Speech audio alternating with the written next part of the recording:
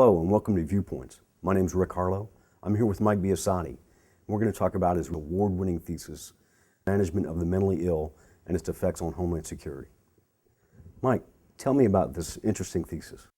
Well, Rick, my interest in the thesis topic came about when my oldest stepdaughter started to experience schizophrenia and what our family went through in the dealing with her schizophrenic issues. So your topic is on the mentally ill, management of the mentally ill, and its effects on Homeland Security.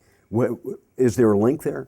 Well, the link comes in as my wife is a retired psychologist, and I, being a police chief, went through the process of trying to get help for my stepdaughter and found it to be very difficult in the way that our current policies are nationwide in dealing with severely mentally ill. And I started looking at it from a law enforcement aspect and the amount of time involved with law enforcement agencies or the criminal justice system in general when it comes to dealing with severely mentally ill, and how that strain, which prior to the thesis I thought was very considerable, and how that affects police departments today on a local issue when our budget is so strained and we're spending a lot of our time on dealing with a issue that before deinstitutionalization of the severely mentally ill occurred 40, 50 years ago was not a police issue. And it seemed to me that the care of our mentally ill population at that point, due to deinstitutionalization of the severely mentally ill, the criminal justice system took on the major responsibility of dealing with that segment of the population, which before was dealt with in the medical field. And it has become, or I felt that it had become, a very burdensome problem for the criminal justice system, to the point where it was affecting our ability to follow through with new assignments given to us via after the events of 9/11. Well, you knew about that problem as a chief of police in your town. How did you find out about other jurisdictions' issues? Well, what I did with the thesis is I chose to do a survey, and I surveyed police chiefs nationwide through each state via the International Association of Chiefs of Police with a survey as to their perceptions of how that social issue has grown over the years to become a major source of depletion of resources for criminal justice system in general, overcrowding in the jails and prisons, crowding the courts, and just finding through the research that about at least a half of our homeless population is made up severely mentally ill, very high dual diagnosis with drug abuse and seriously mentally ill, and just getting services for mentally ill people that in the past was taken care of is now an issue. It seems that when they were deinstitutionalized, the idea was that the community would pick up with community care, and that really hasn't happened. So it has had a great effect on our homeless population and many other issues.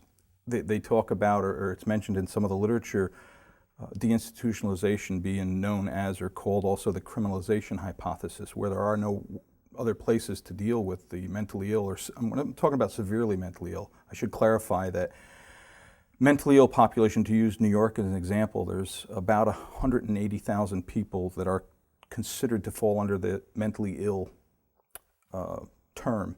And that ranges from people who are depressed because they're going through a divorce, right up to serious mental illness or schizophrenia, which is an extremely small portion of that population.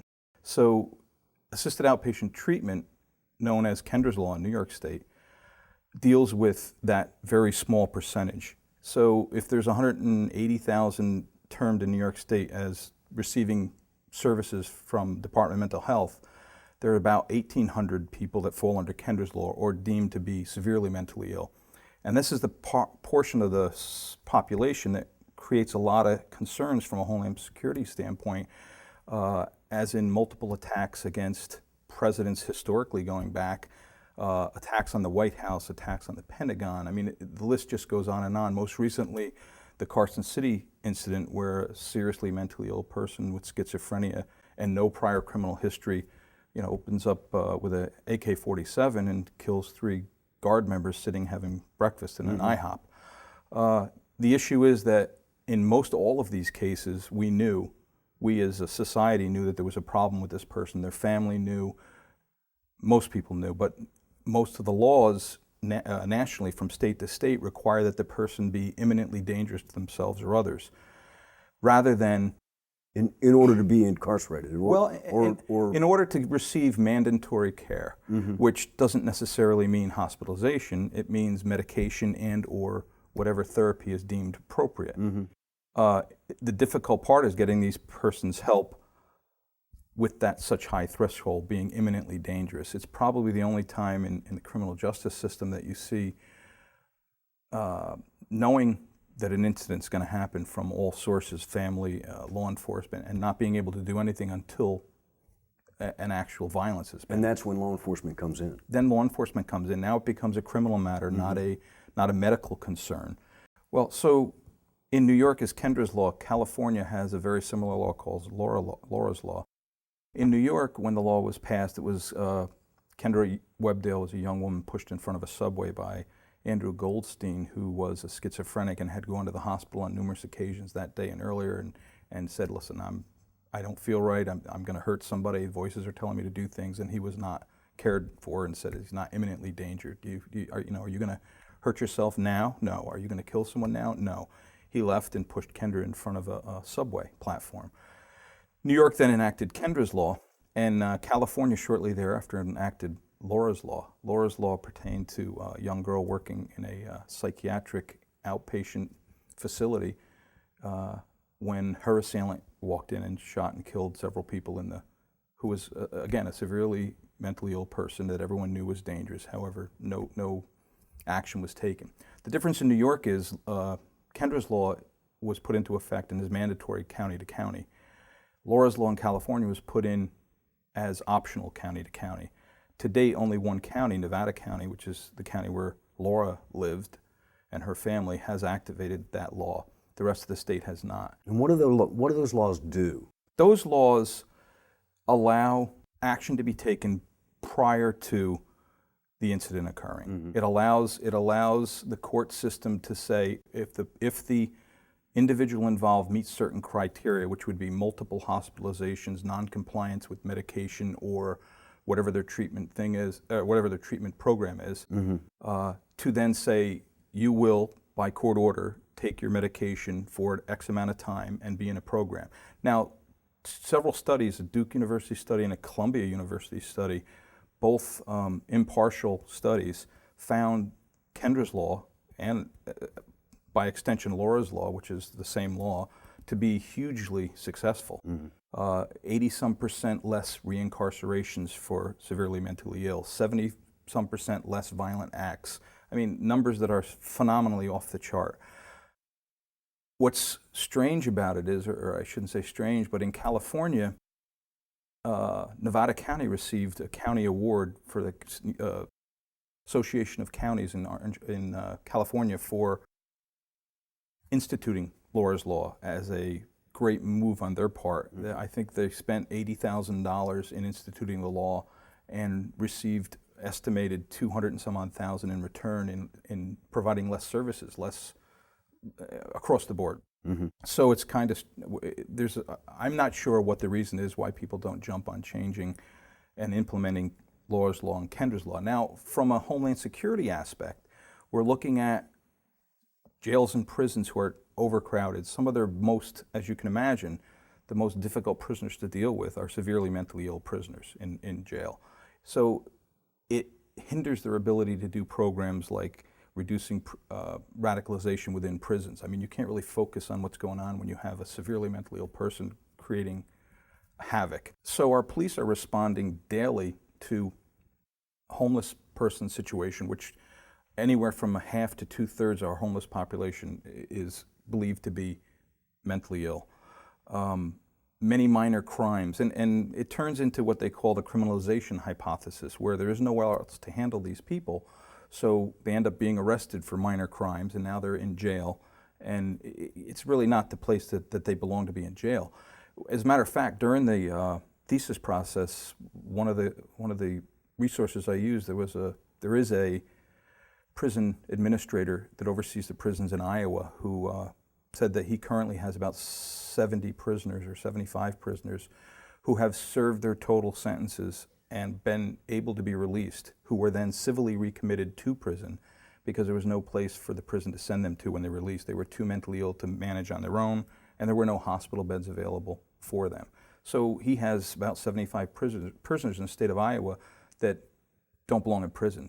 It's just that they're so mentally ill, there's no place to put them. So your argument is that by implementing, say, Kendras Law or Laura's Law nationally, we would be able to free up more police assets and prison assets for real issues, for real police problems. Exactly. Right? When you look at especially mid to small police departments, which are the majority in this nation, for instance, my department has critical infrastructure aplenty. The New York State Aqueduct, several military bases at Stewart Airport in New Windsor, nuclear power plant not far away. I mean, I could go on. There's many. And in looking at what our department did in the way of responding to calls, the amount of time that we spend dealing with severely mentally ill, if I have 3 or 4 police cars on the road, my force is drained, and it takes hours to take a person to the hospital. They then have to be evaluated, and the hospital sets forth rules that the police need to stay there because they're concerned about the person's. Mm-hmm. So it's really severely depletes our forces.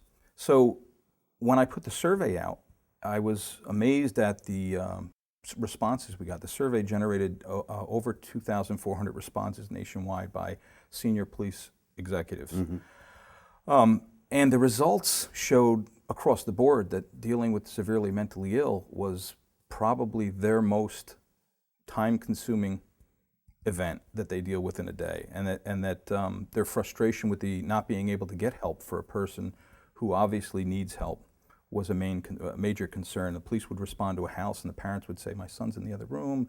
The FBI put a bug in his head, he said, and he's, and the officers said, "Well, does he want to hurt anybody? No. Is he going to hurt himself? No. Well, there's nothing we can do for you." And they walk out the door and leave the family with mm-hmm. this obviously disturbed child. But we're seeing these situations pop up where these seriously mentally ill people who are on our radar screen, as we know as an issue. I mean, to take Gerald Loeffner's case, the college he was in, the people didn't want to come to class because they were afraid of him, that he was, his instructors, the same thing. But there's nothing in place to say, okay, we all know this guy's dangerous. We all know that there may be a major issue. We need to do something proactively rather than reactively. So what I hoped for was a change in the Kendras and Law laws to say, not only do you need to be imminently dangerous to yourself or other, but I'd like to add a second part that would only require a need for care or an obvious need for care. So that when you have a situation like a child in the room who obviously is having a psychiatric issue at the time, he's not left there. He's taken to a hospital. And I think it will show, there are some studies that show most counties are afraid to institute this because they think that the money involved will be phenomenal. It's going to be a program, somebody has to watch this person and verify, but they don't take into consideration the amount of resources we're expending with our law enforcement, our court system, our prisons, repetitism of the person themselves. I mean, how many times are we arrested and back in the court? And I think when that's added in to the factor, they're going to save a lot more money just by treating this person ahead of time and making sure that we don't go down that road to begin with. Thank you, Mike, for that interesting wrap-up of your thesis. Tremendous research. I don't know that I've ever heard of anyone having a survey with that kind of response. You know, Rick, thanks for having me. And I think that the survey pointed out, that response level pointed out the hot button issue that this is nationwide for our law enforcement and criminal justice system in general. Thanks again. Thank you.